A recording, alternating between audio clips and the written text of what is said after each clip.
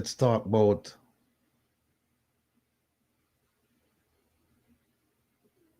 the election.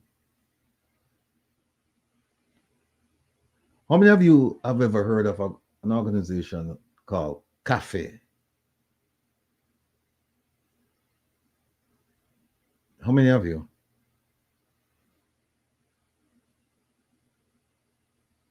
Nobody's answering me. All right, I'm going to put this up.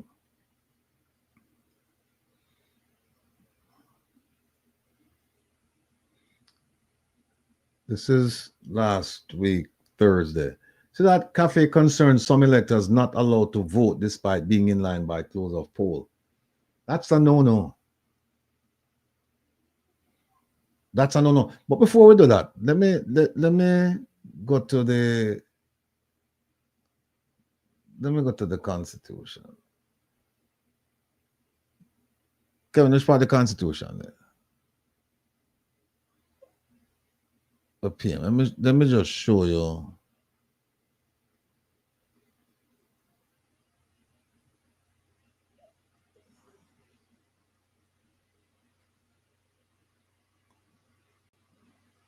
Well, we don't have time for to look for that right now. But point one get across is that you have a constitutional right to vote. It's not a privilege. It's not if them feel like. No, it's not this one. I'll move this. It's not if them feel like. It's not a privilege. It is a right. It is a right to vote. And nobody should be able to take that away from you. Except for the exceptional cases. Like if you're mentally deranged, that you can't vote. I don't think you can vote if you're in prison. And then if you don't satisfy the requirements, like being a resident, etc., then you can't vote. And that's fine. Thanks, Kevin. That's fine. But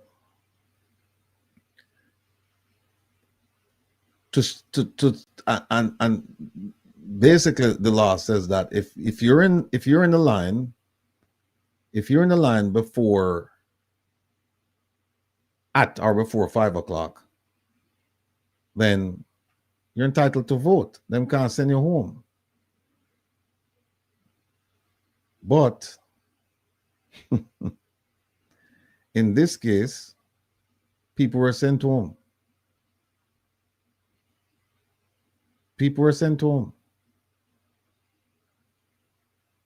And that's just an untenable position. And it's a serious, serious charge. And somebody's going to have to suffer the consequences. Take a look at this. This is the Constitution of Jamaica. You see what it says right here?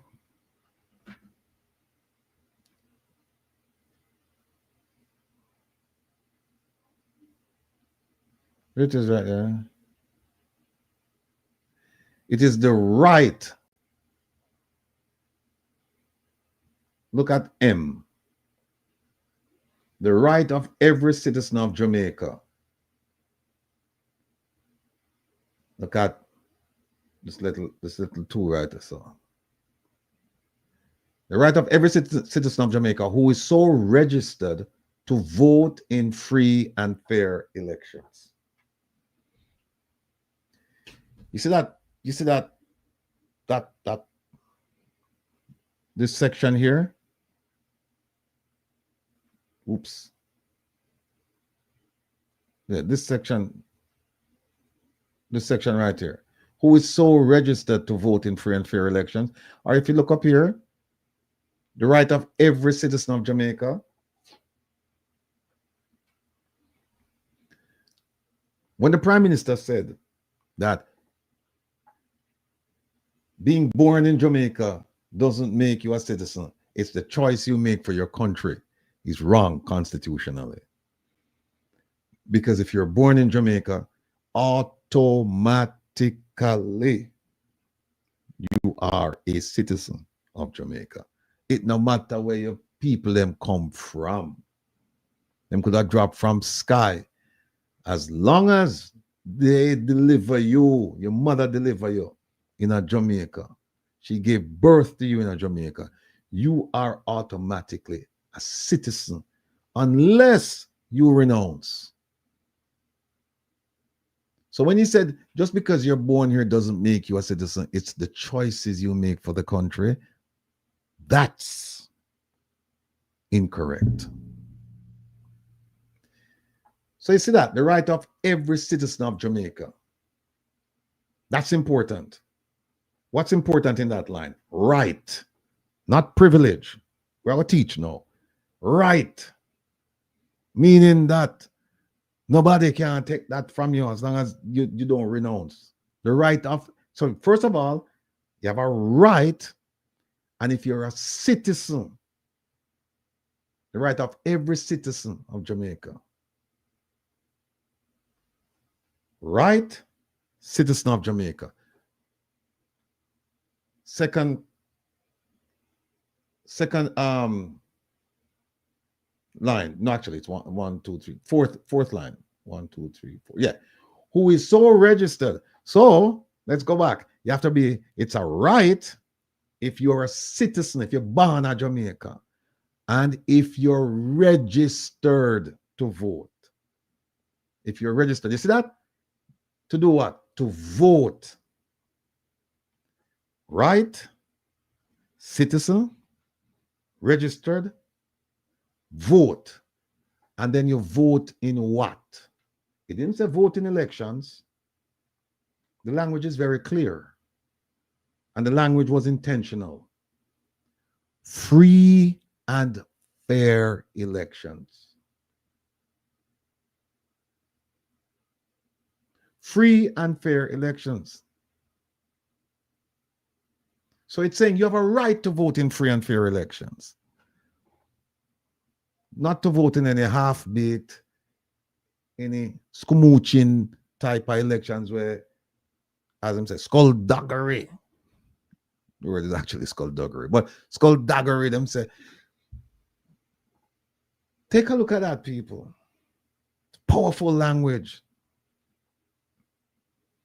Powerful language.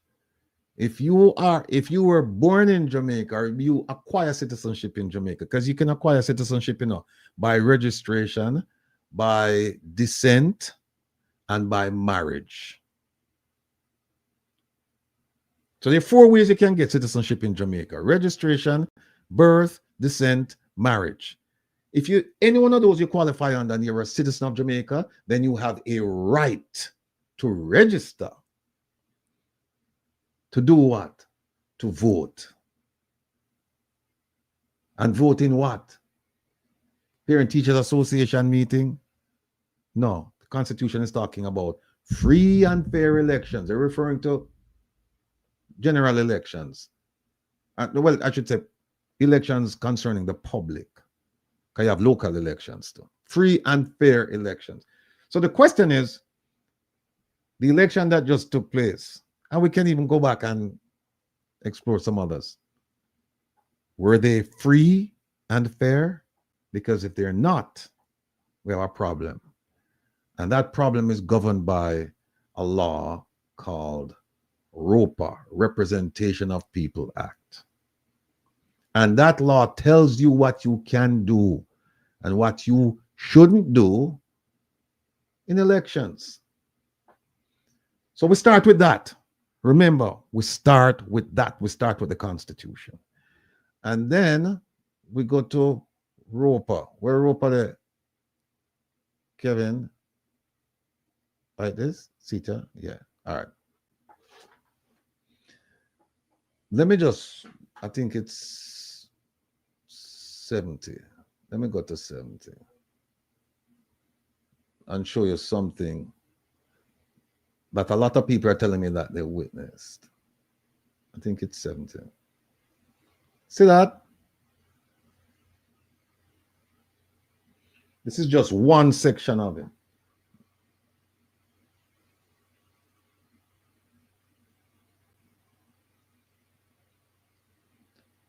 See that? Let me see if I can make it even bigger.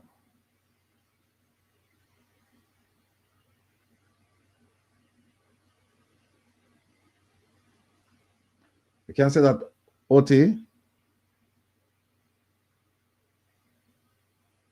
OT now answer me. OT done with me. All right. See this? If you can't see it, I'm going to read it for you. Where a person knowingly provides money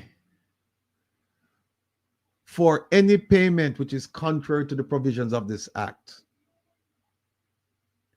or for any expenses incurred in excess of any maximum amount allowed by this act, or for placing any money expended in any such payment or expenses, except where the same may have been previously allowed in pursuant of this act to be an exception, such person shall be guilty of illegal payment.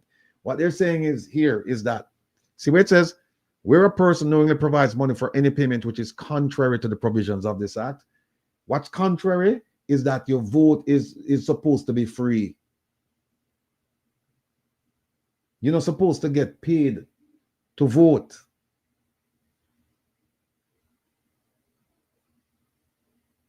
You're not supposed to get paid to vote. Let me show you another one here. I think there's another one here.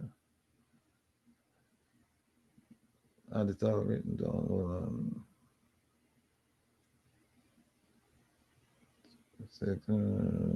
Okay. Stay with me. I forgot to buy a new mouse, guys. This thing give me a problem.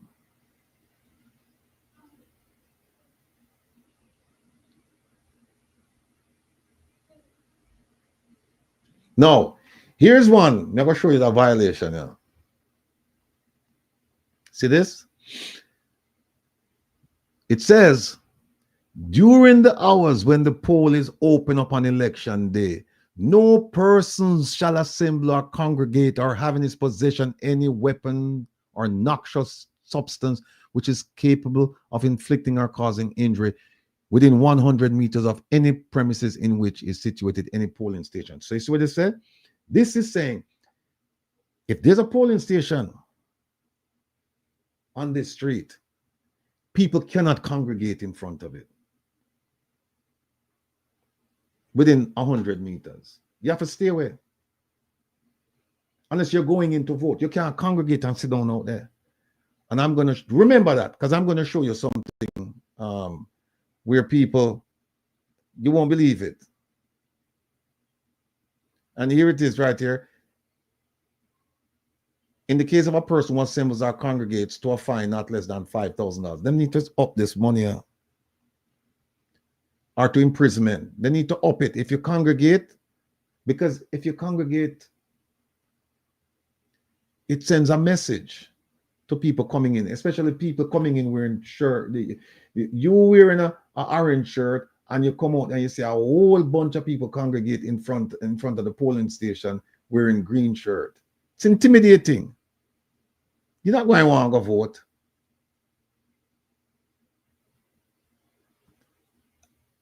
And there is so much. I wish part of them. I try to find something I found out. Hold on. Every bill place. Hold on. Every person. I sent this to someone. Send this to somebody already, you know.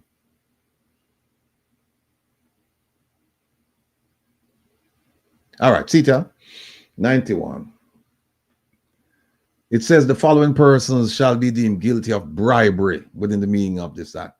Every person who directly or indirectly by himself or by any other person on his behalf gives, lends, or agrees to give or lend or offers, promises to procure or endeavor to procure any money or valuable consideration to or for any voter, or to or for any person on behalf of any voter, or to or for any person in order to induce any voter to vote or refrain from voting, or corruptly does any such act as aforesaid on account of such voter having voted or refrained from voting at any election. And it goes on and on. Here's what this says. All of that fancy language. It says, you're guilty of bribery if you directly give somebody money to vote, or if you give them money not to vote. So I've shown you two things already that you should be mindful of in this law. One is you can't congregate in front of the polling station. And the other one is you can't buy vote. You can't ask for money for vote or not to vote, and them can't give you the money for vote or not to vote. They can't. It's against the law. The question is, are these laws being enforced? Remember what I said a while back, and I've been saying it for a long time. The laws in Jamaica, a lot of them, they need to be refined, they need to be updated. But in essence, the intention behind the law is good. It's the intention behind this is that you can't buy, it's not free and fair if you're going to buy votes. It's not free and fair. But is that being prosecuted? Let me show you something. Let me show you what happened in West Central St. Andrew. Remember, you can't congregate within 100 meters. Yeah?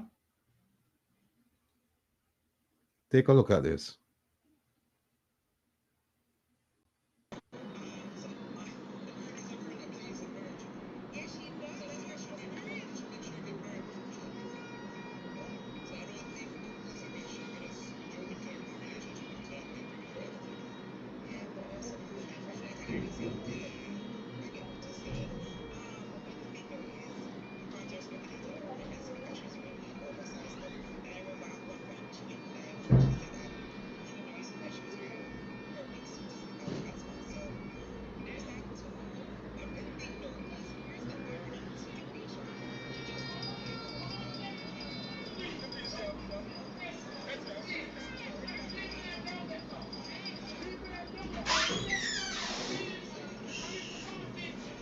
All of this right there. All of this right there. That is outside the Seaward cluster on election day. That's over Towile. Hope they can move that place. That is it.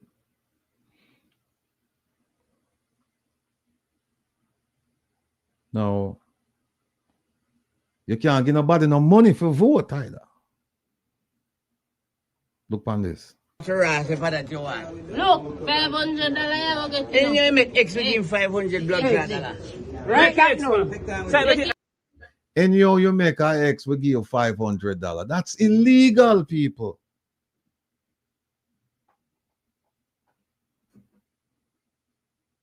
Let me just stop it right now. Hold on.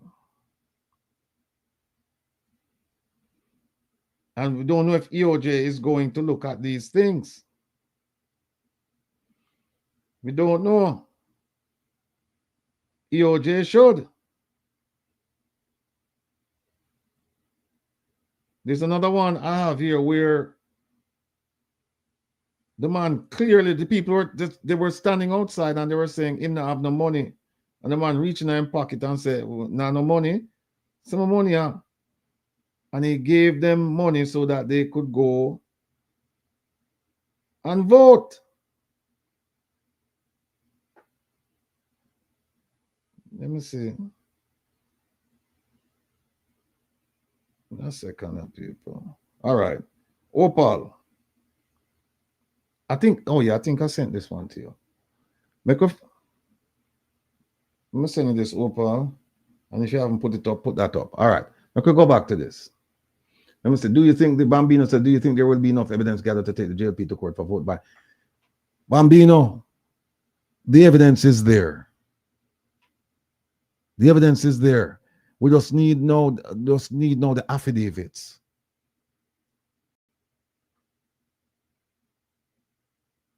But people witness this. And look at this one. Look at this. I make you can't vote. You name up there, no? Make you can't vote. Here we Bribe go. you to ras if that you want. Look, $500 I will get. And you make executive. Yeah, man say, I think I heard him say, we are going to bribe you to, if I that you want, if I that him want. We are going to bribe, listen carefully, people. Bribe you to ras if that you want. You hear that? We are going to bribe you, if I that you want. What the statute say? What the law said? The law say, you commit bribery if you offer directly or indirectly somebody to vote or not to vote. Cock mouth kill cock. Here it come right out time out. Bribe you to ras if that you want. Look, One more time, you're there? Bribe you to ras if that you want. Bribe you to ras if that you want. Bribe you to ras if that you want. look, $500 I will get. And you make executive 500 blood dollars. Right, that no. I make you can't vote. You name up there, no? Make you can't vote. Stop. Come cross with it. So do. You know what the people are doing? We're not going further with this. You can't make this up, my people. You can't make this up. Opa, where's the other one? Let's go to media assets and it's. Yeah, money there. No, anybody will see what they're doing. Go tell them the please and tell them to get money already. I tell him nothing, but we keep money. Hold on.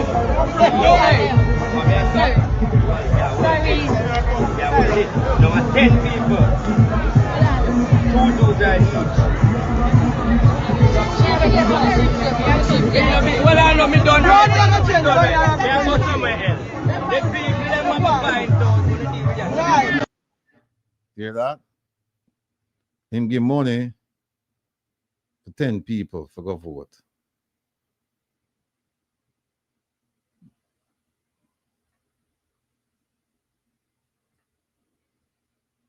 No,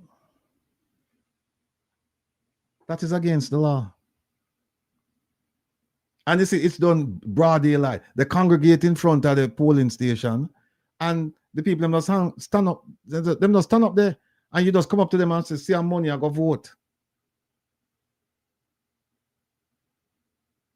This is just untenable. This Jamaica, we're gone in the abyss.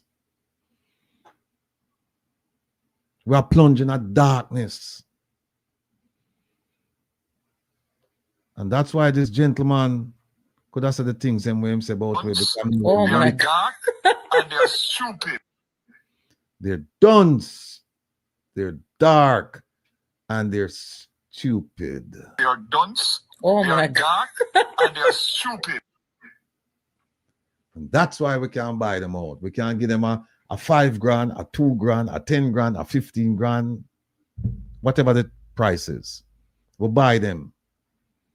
And that's why the politician, and I heard a story where a gentleman who got money to vote from a politician went to see the politician a year or two later and said, "Listen, I need some money." And the politician said to him, "I already pay you for your vote already. I don't have no more money for you."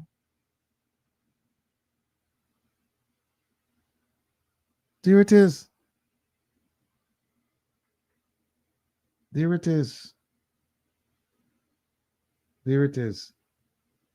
Listen to this. To challenge Andrew Holness seat listed. But just a mere fact that cafe observers are saying people are in the line at 5 p.m. and not allowed to vote is serious, right? Everybody know. If one thing you know is that when 5 o'clock come, if you're in the line, you have to be allowed to vote. The Representation of the People Act, ROPA, says this, right? I asked the Director of Elections about this in an interview I did on my radio program, Beyond the Headlines, after the election. He says it's something they're going to be looking into. We cannot allow this to drop.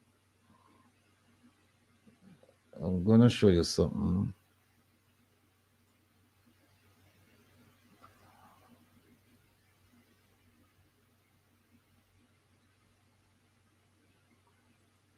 All right, you see this?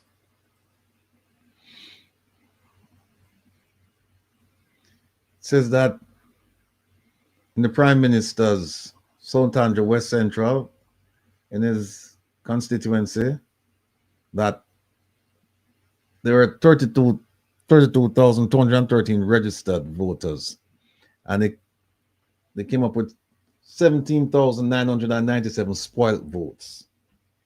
And we're going to tell you the difference between a rejected vote and a spoiled vote.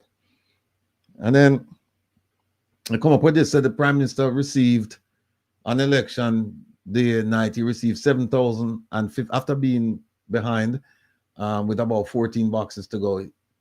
He won that contest with 7,054 of the votes, and Mr. Buchanan received 4,953. I think the numbers are a little bit different now. And at the spoiled votes, 17,997. Now, we have been told that EOJ said that they didn't put this out. And you see it says source EOJ. They said, no, we didn't put this out. So let's say they didn't put it out. Oh, Steffi sent me something. Hold on, Steffi. Hold on.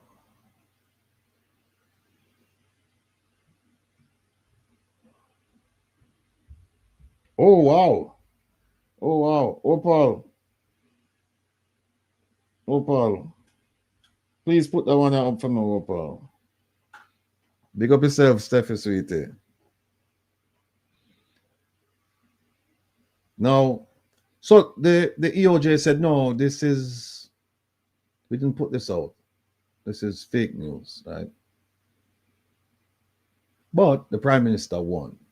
That's what we're being told. After he was behind, and I think there were 14 boxes left to be counted.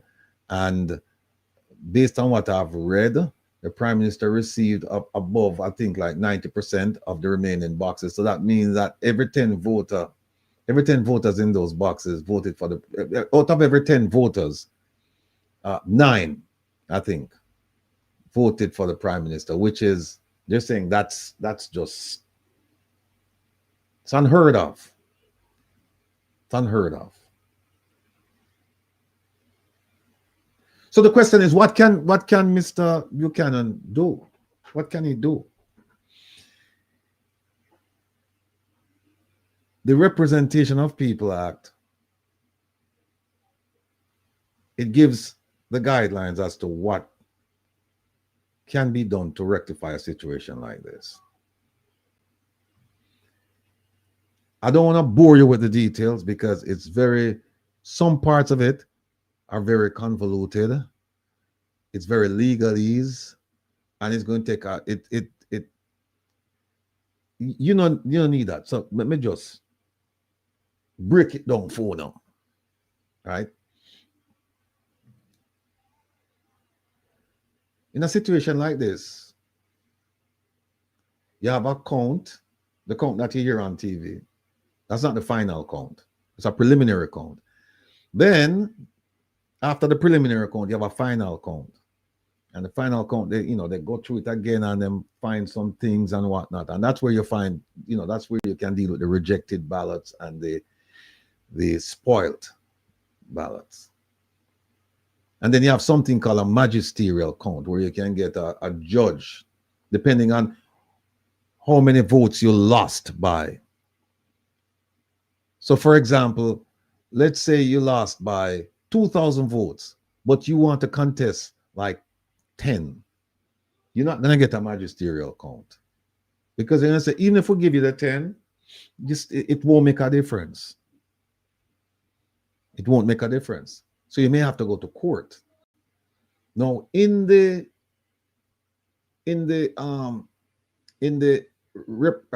ROPA, Representation of People Act, the law I just showed you, I think it's section 44A2, I think. There is a body called the Constituted Authority. And you can go to them and within, I think it's 14 days after the final count, you can go to them and say, look, there were some issues here with intimidation, with the count, with this, with that, whatever. They'll look at it, and according to the law, they have two options. They can call for a redo of the election, or they can go to court.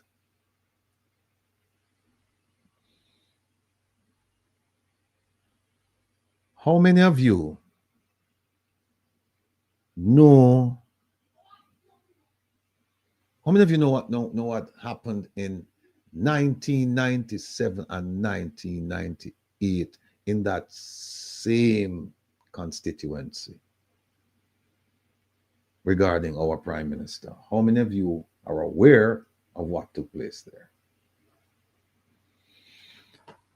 I'll just kick back for about 30 seconds and see how many people recall what took place.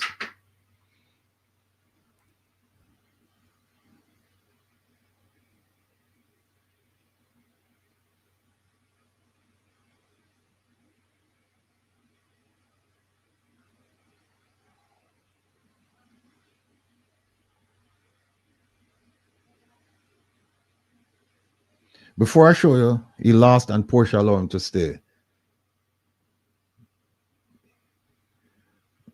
No flex. The doctor beat him. Ryan Sinclair. He was beaten by Patrick Roberts. You know. He did the same thing to the then member of parliament, Patrick. Pure thieving. I don't recall. My mom died that year also, Manley. Condolences, Marie. Sorry to hear. Andrew lost his seat and Portia gave him it back. He promised to box a polling clerk. He did. There was an allegation of that, George Smith. Yes. He was beaten by Dr. Carl Blythe. All right. I'm showing you now. I'm going to show you now. I'm going to show you now what happened. I won't tell you. I'm going to show you. And there was a court case on it. There's a court case on it, but the court case it's a little bit different than how it was written by the Electoral Commission. So what I'm going to do, rather than bore you with the court case, let's just go to the essence of it. Let's just go to the Electoral Commission thing. I don't remember if I got them to call them name.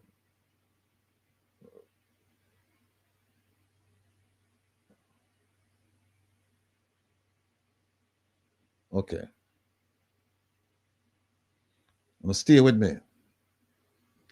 Stay with me. And if you don't know what happened back in 1997, 1998, and some of you are, I don't see anybody who, well, all right. I see some people that, yeah, some people remember. Some people remember. Yes. Yeah, big up yourself, Cheryl. Some people remember.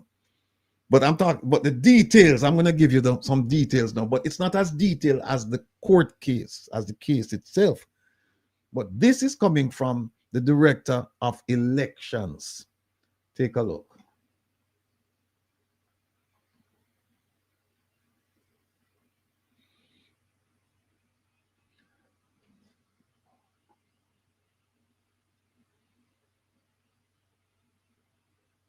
I did. Steffi Sweetie, I did. You know what? Steffi Sweetie, I insist. So hold on there. You know what? Opal, you put it up? Let me see if you put it up. The one that Steffi Sweetie just sent me. The vote buying one. Did you put it up?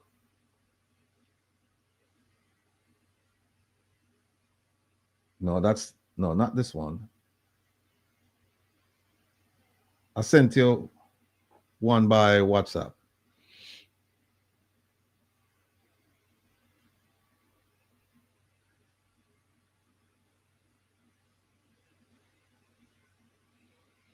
Don't, and let me just abridge my mind, because you can't donate to change.org. No, don't go there yet. Don't go to the site.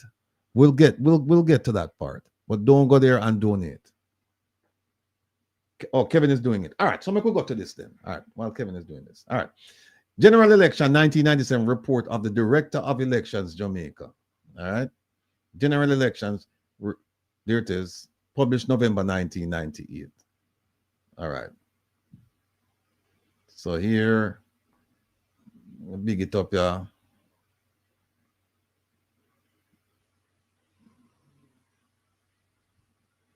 Now big it up so that the whole one can see, you know.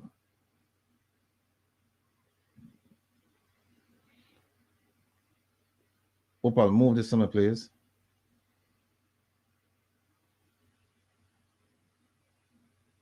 Take off your comment, Opal. All right.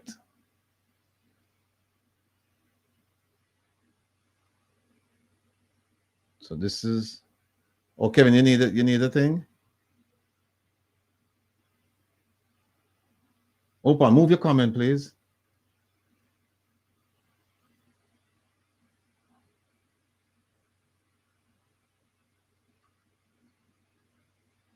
All right, so here we go. Now, hold on a second. Remember, not teasing you know, but remember that I said to you before the election, I said what the opposition should do, they should reach out to the Carter Center and have the Carter Center reach out to the government, have the government invite the Carter Center. And if the government refuse, then they should get civil society on their side and then reach out to the Carter Center and say, listen, here are examples of voter infraction, voter irregularities, things that happened in 2020.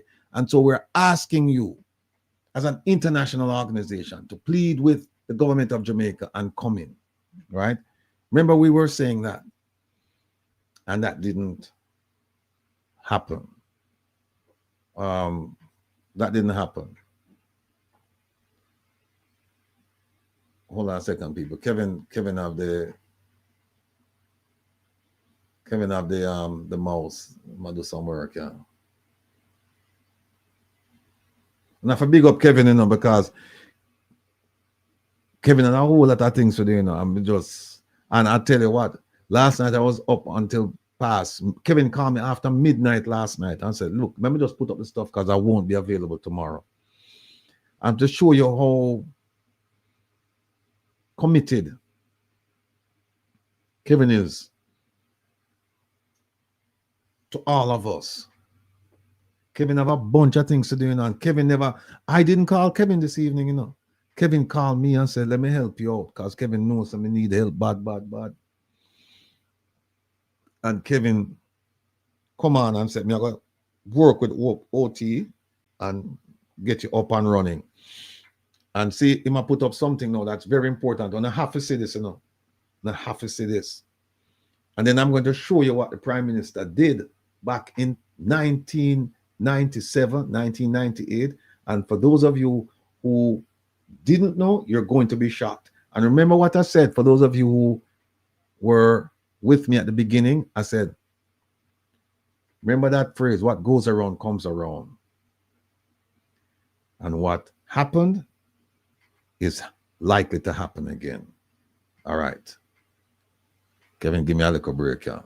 So here we go.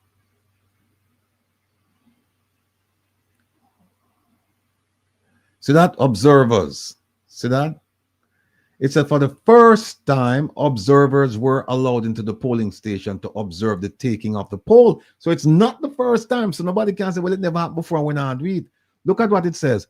An international team of observers organized by the Carter Center of Atlanta, Georgia, included former president, he's passed on now, Jimmy Carter, retired chairman of the Joint Chief of Staff, he's passed on to, General Colin Powell, and heavyweight boxing champion, Mr. Vander Holyfield. They came under the banner of the Carter Center to do what? To observe, to make sure that we had a free and fair election, that nobody no gather outside up at the front, nobody now buy no vote. No. And look there what you say. Also observing the poll was Citizens Action for a Free and Fair Election, CAFE, a local observer group led by the Honorable Dr. Alfred Sangster.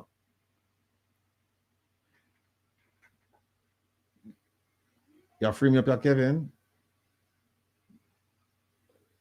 Kevin, not talk to me. All right. See that says the reports of both organizations. So both of them provided a report. And it said indicate that although there were administrative shortcomings by the EOJ, people see it now. We are complaining about the EOJ now. They were complaining about the EOJ back in 1997, 1998. Let me big it up your phone. Maybe we not see it. See it, yeah? The last sentence, the one that says the reports. The reports of both organizations indicate that although there were administrative shortcomings by the EOJ, the result of the poll reflected the will of the Jamaican electorate. See it right there, so EOJ under pressure. 1997, 1998, and them still can't get it right. Still can't get it right. Now look at this. I'm going to show you something. You see this now? Voiding of the poll. We are going to read together. I'm not going to summarize or give you the Reader's Digest version. We are going to read this together. Voiding of the poll. That means something, them just say, fling it out. All right? Let me draw for me my marker, my highlighter. See this? Remember I told you about a body called the Constituted Authority? Here it is. The Constituted Authority under the Representation of the People's Act, Section 44A2, has the authority to stop an election or to petition the court, there it is, or to petition the court for a voiding of a result of the poll or the result of specific polling divisions. What does this mean? It means you can go to the Constituted Authority and say to them, listen, there's a problem with this election, and here are the problems. And then that body, the Constituted Authority, they can, if you do it while the election is going on, they can stop the election. Or they can petition the court and say, court, we want you to throw out the election results. Or they can say, we want you to throw out the election results of a particular polling division, not the whole thing.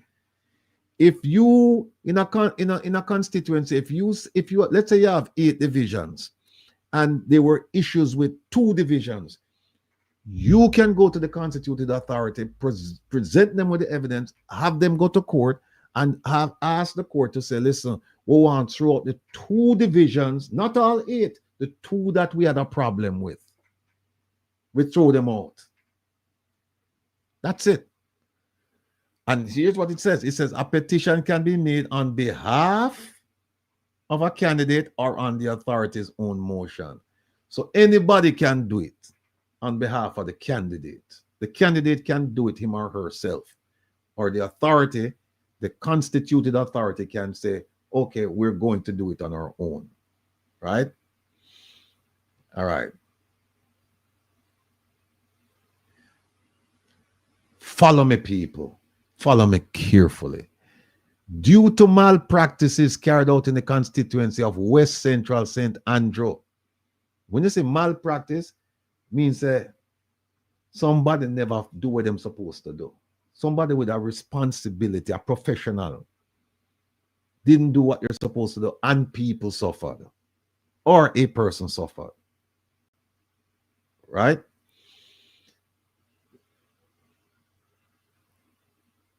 And so they asked for the results to be voided in the constituency.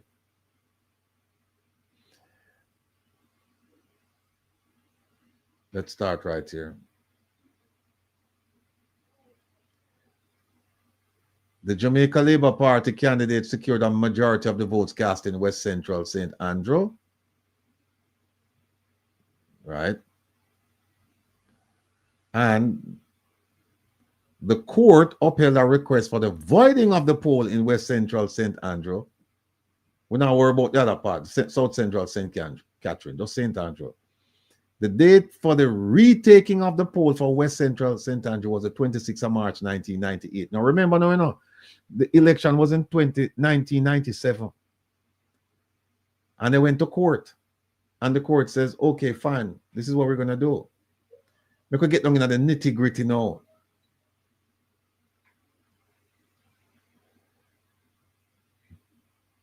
The People's National Party, Dr. Warren Blake, was declared the winner of the poll taken on March 26, 1998. Here's what happened. When the election was conducted in 1997,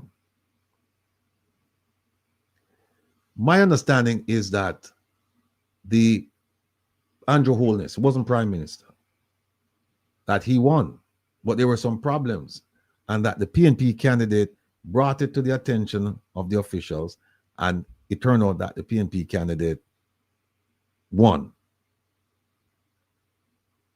Then Mr. Holness, when they did the new poll, he lost. And he appealed. And they had to do it over again. So now what you have the election, then you have the retaking of the poll, and then you have another retaking of the poll. So essentially we had 3 elections when we should have only 1. We had three elections. Here we go. It says, when they did it in March 26, 1988, reports from 4 polling stations at Taylor's Basic School indicated that further malpractices were carried out. The Jamaica Labour Party and losing candidate in the retaking of the West Central St. Andrew poll, Mr. Andrew Holness, Sr., filed a petition to the constituted authority for a further retaking of the poll in 4 divisions. So now him say, you don't have to do the whole constituency, just 4 divisions where we had problems. And here it is. The request was put forward by the authority, and the results of the 4 polling divisions were voided. They threw them out. They said, Andrew Holness, you're right. We're going to throw them out. And now, here's a new date. The date for the retaking of the poll in the 4 divisions was set for June 1998.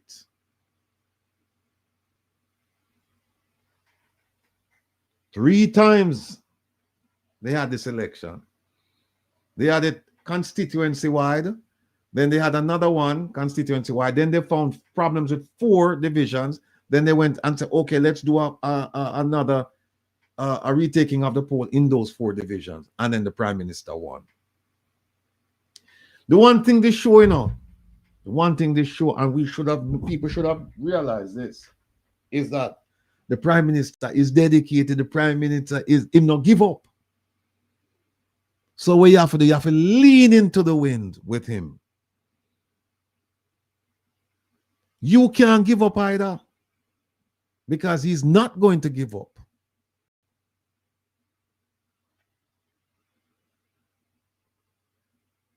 And here it is. When they did it, they said the 4 polling divisions in West Central St. Andrew were sufficient to change the result of the March 26 poll.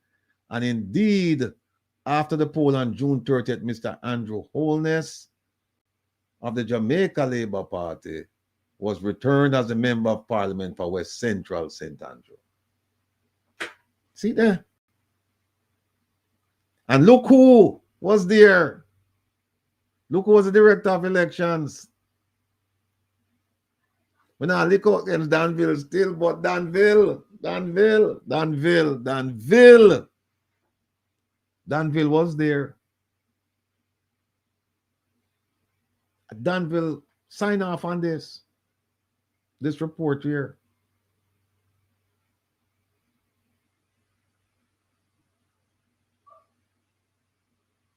Danville. So the point I'm making here, people, is that you have to be steadfast in the pursuit of justice. If you feel you've been wronged, you have to fight to the end. You have to fight to the end, because the prime minister there, he fought to the end. That's when he got into politics, 1998. When he got into parliament, 1998. He was in Petra, he was in politics before that, because he used to hang out with Eddie Siaga. Remember, there's a company called Premium, I think it's Premium, that he used to work, that was run by Edward Siaga, and Mr. Holness was employed there. And even when he got into parliament, he was still employed by Edward Siaga. So, let me go down and see if anything else is here. No, we can't move this.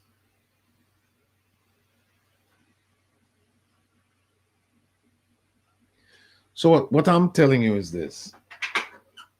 If you have reasons to appeal. Don't let nobody tell you any foolishness, that you can't win, and it's a waste of time. This is a matter of principle and the Constitution, and you have to fight for it.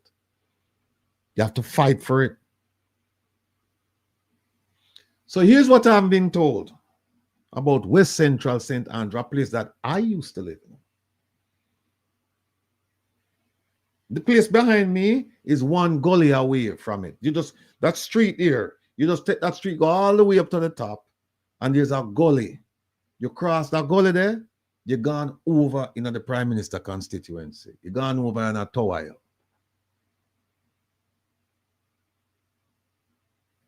I know the place very well. Here's what I've been told. That they were intimidating tactics employed. People went to vote and them saw a sea of green in front of the polling station, and they just turn around and go back where them come from. Heard that there were irregularities inside the polling station. Heard that the boxes from the Seaward location didn't leave until I think it was about 10 o'clock, even though the polls closed at 5. Heard that people who were in line were not allowed to vote.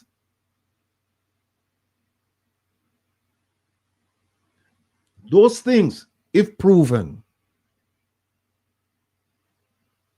are enough to void the election in that constituency.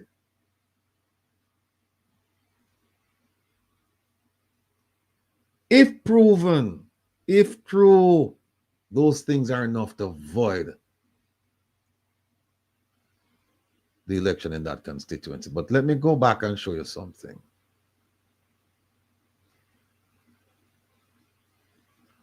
See this? It's a specimen of the ballot. It's an example of the ballot. So you would have the bell on the head. I don't know if who's top, who's bottom, but you're supposed to make an X.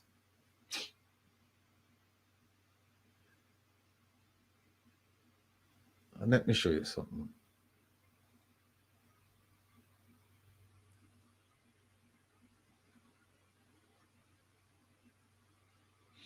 Now, you see this right here? Oh, come on. I don't know.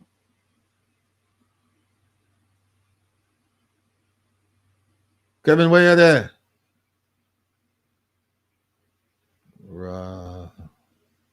Okay. Kevin. When I can't see me, but me can't soon, you know.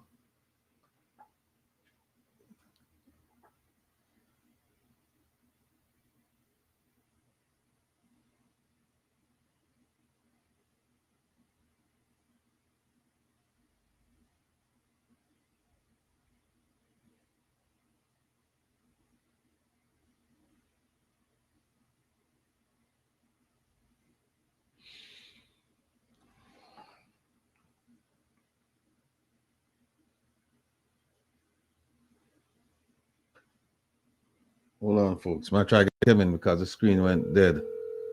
Screen went black.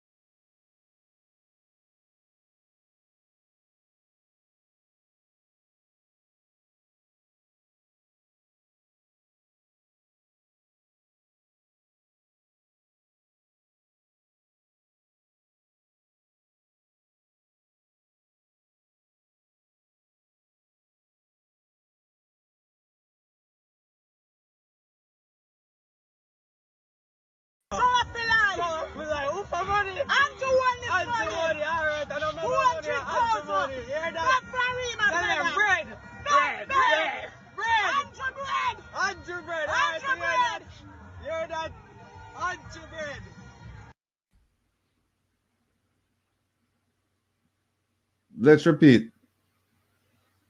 Replay that video.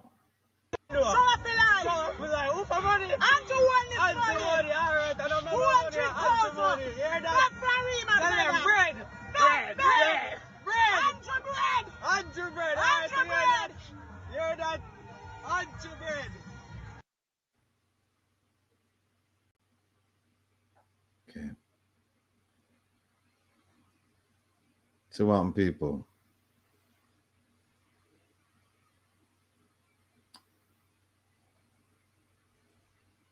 That is where it come down to. All right. I was showing you this. So the specimen, so you'd have the head here and the bell there, and so you make an X, right? But Kevin, still draw near to me, Kevin, because I think there's a problem here with this. Oh boy.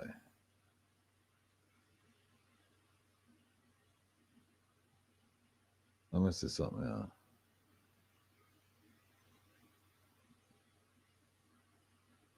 Gone again.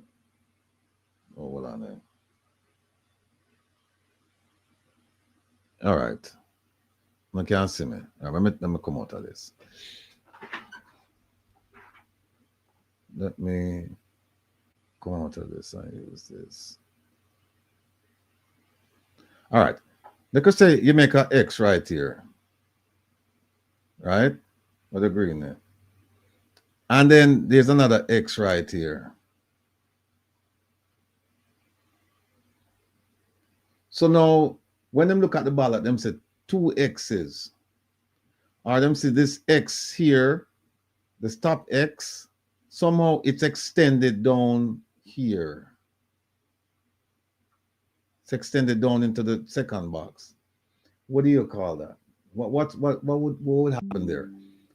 Let me show you. In the interest of time, let me show you what would happen.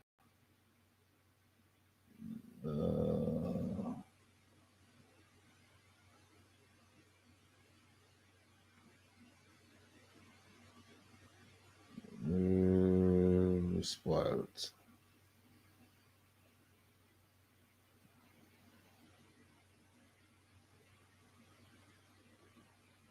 All right. You'd have two problems.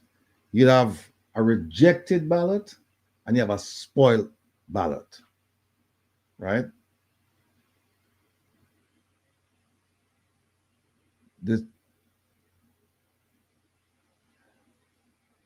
Hold on.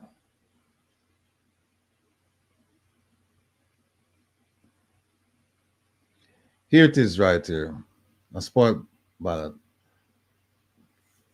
Forgive me, people. Let me see. Here it is. Spoiled ballot paper means a ballot paper which on polling day has not been deposited in the ballot box, but has been found to be soiled or improperly printed.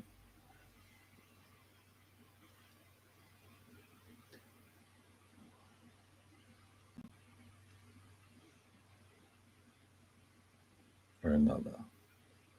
All right. A spoiled ballot paper, not ballot box, spoiled ballot paper. What does that mean? It means the ballot that they give you that you have to write on, that the printing on it was so you can't make it out, or there's something wrong with it. I know sometimes when you print things, the colors or the words or whatever, they bleed over into another line. So if you get one like that, clearly there's something wrong with it. So what will happen is that won't go into the box. What you do is you give that back to the presiding officer, and then he'll replace it with one that's good, where everything is clear.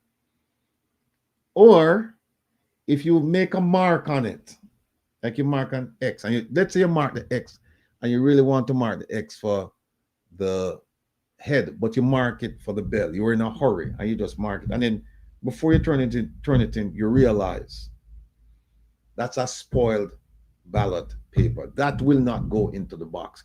You go to the presiding officer and say, listen, I made a mistake. I really wanted to cast my vote here, but instead I cast it there. I need another ballot paper.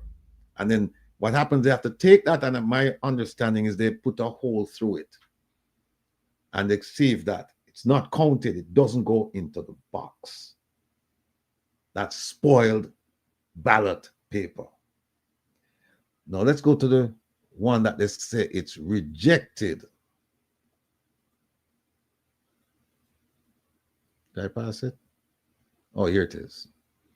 Rejected ballot paper means a ballot paper which has been handed to an elector to cast a vote. Okay. This is one where you're given the ballot paper. You don't say anything about the mistake. Yeah, there's a mistake, and maybe you don't even know there's a mistake. This one goes into the box, and it's only when they're counting now they're going to come across this one.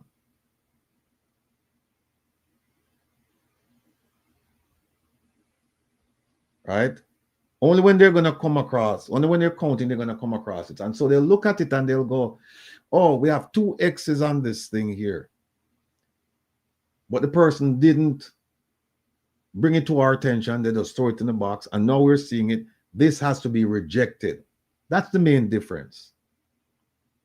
That the spoiled ballot paper does not go into the box. This one, and it doesn't get counted. This one, rejected ballot paper, that one is accepted, and then they find out the mistakes later.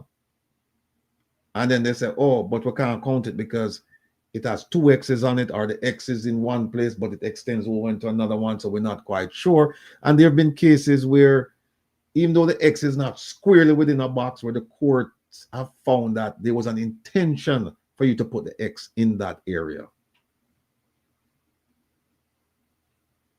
So,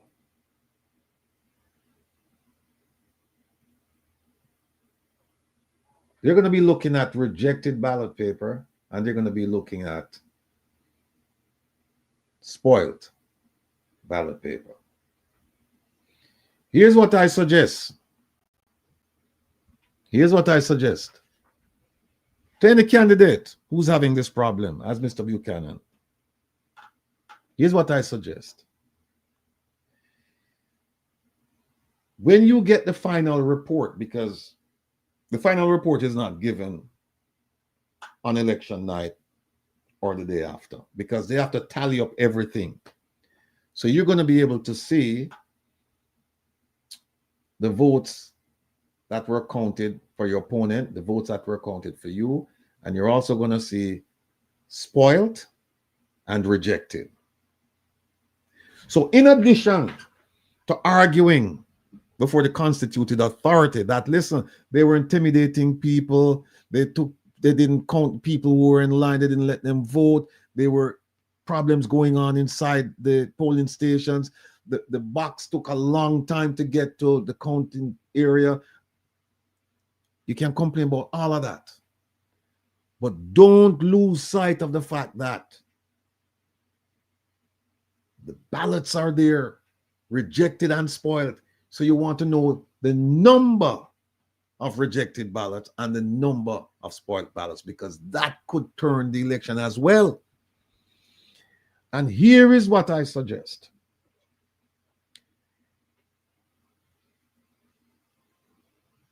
If you see like a rejected ballot paper with like 2 X's on it, we have access to one of the world's greatest, foremost handwriting experts. The person is a Jamaican, believe it or not. I have worked with that person in a professional capacity. That person worked on a civil matter that I had, representing a client. And that person is able to look at those 2 X's or 2 marks and tell you if those 2 marks were made by the same person. There's a science to it.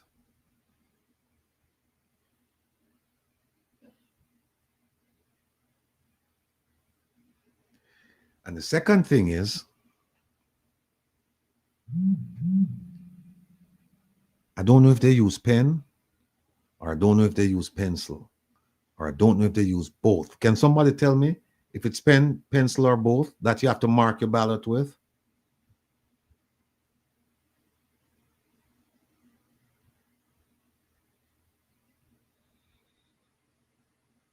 There are in terms of securing the boxes, there are provisions within ROPA, and it tells you, in fact, there is, believe it or not, the police, they can secure it at the police station, and you leave you seal it, and I think you leave the key and everything with them. But if they open it, they say you can't tell if the seal is there. If the seal is broken, wink wink. It says special pencil is used. Pencil. Who's providing the pencil?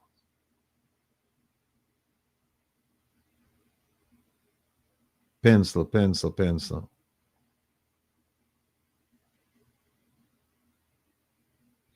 Them can't clean up, Andrea, them can't clean up the crime scene. Them can't clean it. Somebody said it should be pen. Yeah, it should be pen. Them can't clean it up because here's why. And here's why it should be pen. Because if them give you a pencil, people can erase the thing. Them can erase it.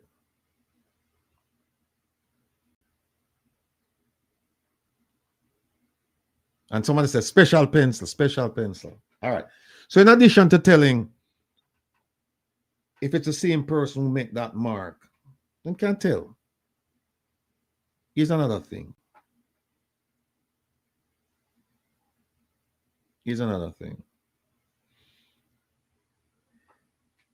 Whether it's pen or pencil,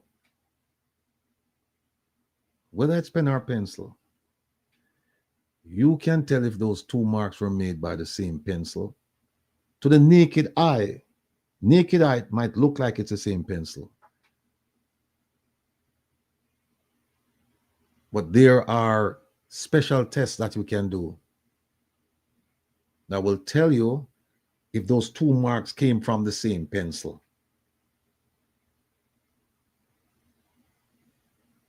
Irene Mark said, special in the bell pencil, if it rub out or get wet, it becomes purple. Yeah.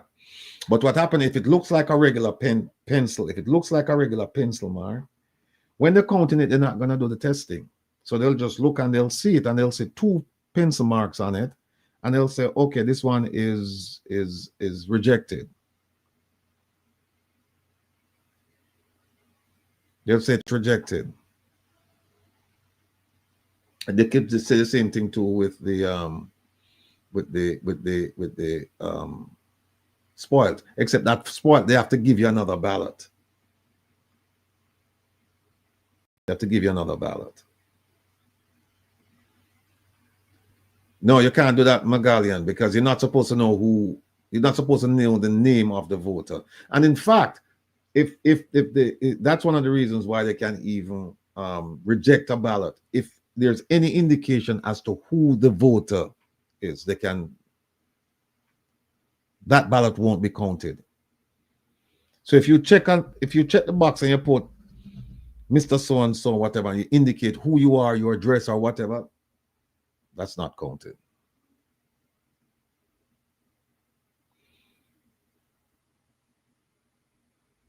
Yeah, but Cheryl, here's what happened. Remember now we know. Remember what they said? The boxes were moved. The boxes were moved.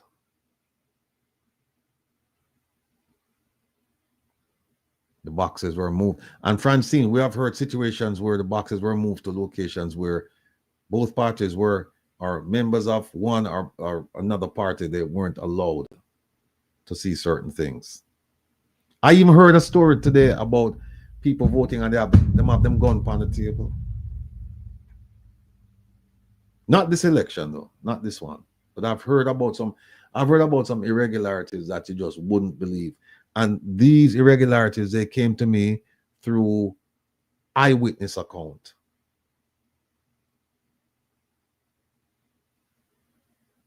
So even if you don't use the fingerprint expert, even if you don't do the chemical analysis of the paper, the fact that you have people gathered wearing a certain color, gathered in front of the polling station, that's intimidating if you're not a member of that party.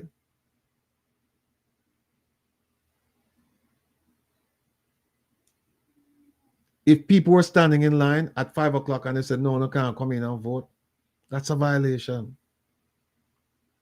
If there were shenanigans going on inside the place, people put it on an affidavit and it's believed, that's a problem. There's so many problems. From what I'm hearing about that constituency, lots and lots of problems. So CW said the Prime Minister and his wife brought police to close down polls.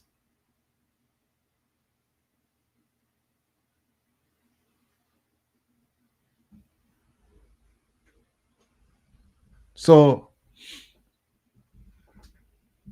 there are lots of things to address, and I'm sure that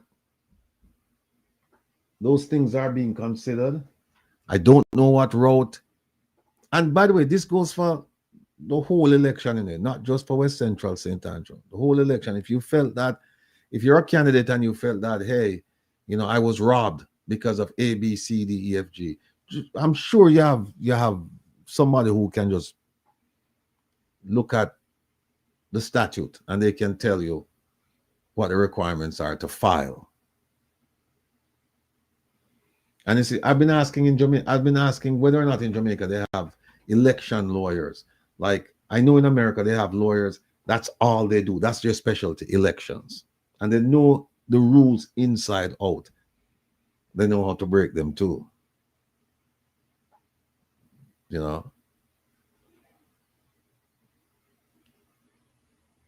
So, folks, stay tuned because I'm this West Central St. Andrew, I know about that one.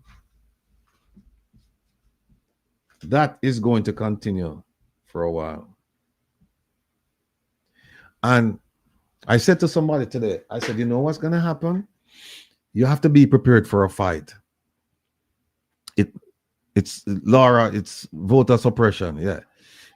You have to be prepared for a fight because here's why it's going to be a fight. Here's why. Let's say that the constituted authority said, they say, yeah, voter irregularity, we have to do it over. Now, guess what? If that is the only do-over, all eyes will be focused on that constituency. So it's going to be hard now for them really do what them do, allegedly what them do last week. It's going to be hard. It's going to be very hard.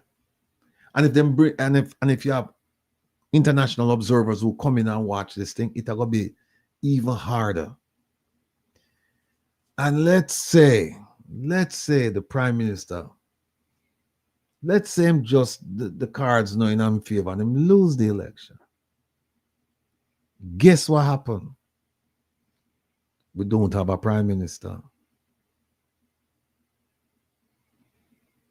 The JLP will now have to select somebody as a Prime Minister, because if you can only be a Prime Minister if you're a member of Parliament.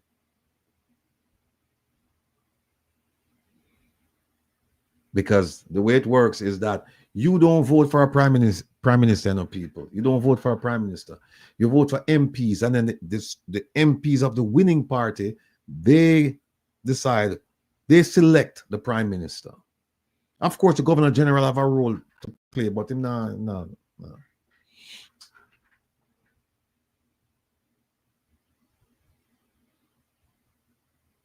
Because what could happen, the governor general could say, I don't think Andrew Holness, let's say Andrew Holness is the prime minister. He could say, I don't think Andrew Holness can command the support of the majority of the representatives in Parliament, and therefore I'm going to select someone that I believe will garner the support of the majority. Under the Constitution, that can be done. But it won't be done. That's what I'm being told. It won't, that will never happen. Oh, wait a minute. My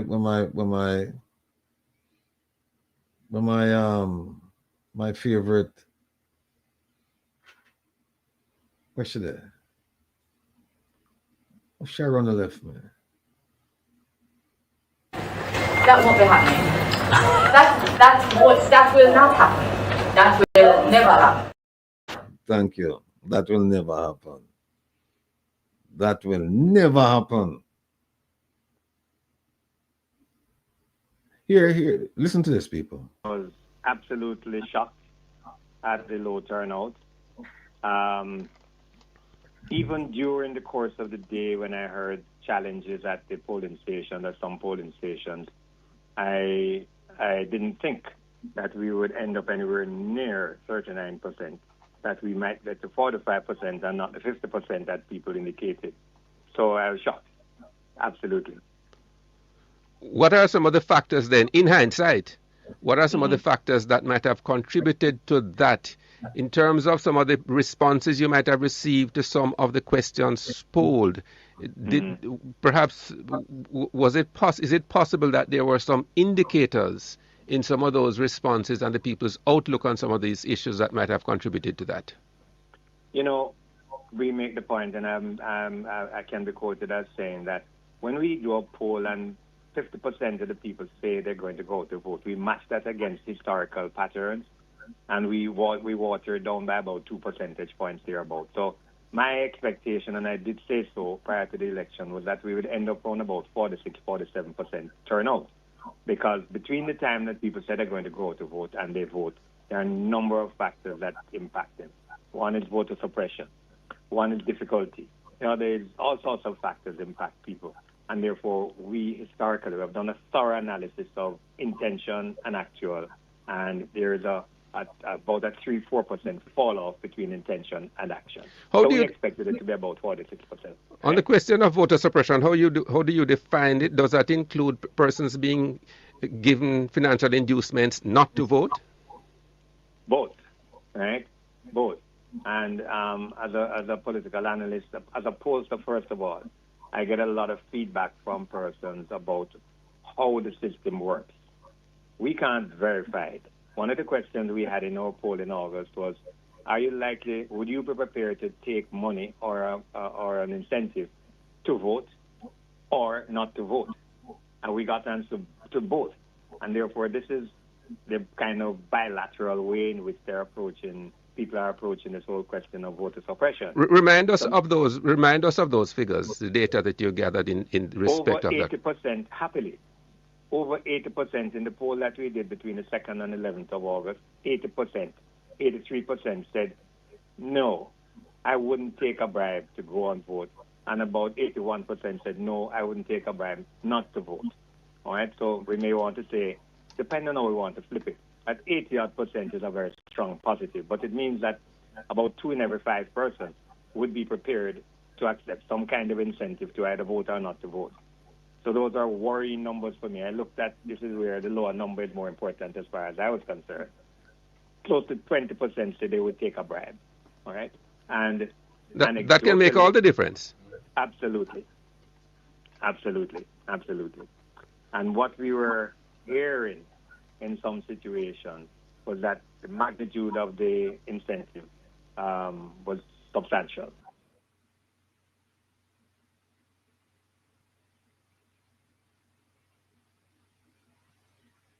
I was absolutely shocked at the low turnout. Even during the course of the day when I heard challenges at the polling station, at some polling stations, I didn't think that we would end up anywhere near 39%, that we might get to 45% and not the 50% that people indicated. So I was shocked, absolutely.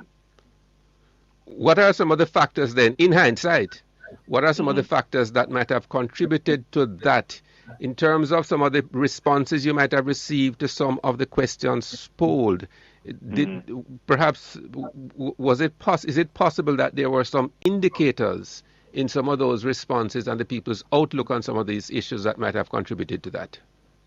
You know, we make the point, and I can be quoted as saying that when we do a poll and 50% of the people say they're going to go to vote, we match that against historical patterns, and we water it down by about 2 percentage points thereabout. So my expectation, and I did say so prior to the election, was that we would end up on about 46-47% turnout. Because between the time that people say they're going to go to vote and they vote, there are a number of factors that impact them. One is voter suppression. One is difficulty. You know, there's all sorts of factors impact people. And therefore, we historically have done a thorough analysis of intention and actual. And there is about a 3-4% fall off between intention and action. We expected it to be about 46%. On the question of voter suppression, how do you define it? Does that include persons being given financial inducements not to vote? Both, right? Both. And as a political analyst, as opposed to, first of all, I get a lot of feedback from persons about how the system works. We can't verify it. One of the questions we had in our poll in August was, would you be prepared to take money or an incentive to vote or not to vote? And we got answer to both. And therefore, this is the kind of bilateral way in which people are approaching this whole question of voter suppression. Remind us of those figures, the data that you gathered in respect of that. Over 80% happily. Over 80% in the poll that we did between the 2nd and 11th of August, 80%, 83% said, no, I wouldn't take a bribe to go and vote. And about 81% said, no, I wouldn't take a bribe not to vote. All right, so we may want to say, depending on how we want to flip it, at 80% is a very strong positive, but it means that about 2 in every 5 persons would be prepared to accept some kind of incentive to either vote or not to vote. So those are worrying numbers for me. I looked at, this is where the lower number is more important as far as I was concerned. Close to 20% said they would take a bribe, all right? And that can make all the difference. Absolutely. Absolutely. Absolutely. And what we were hearing in some situations was that the magnitude of the incentive was substantial. There you go. There you go. Opal, please move the vote buying, the two of them right here. Come in. Just move them, please. And this one. These 3. Thanks.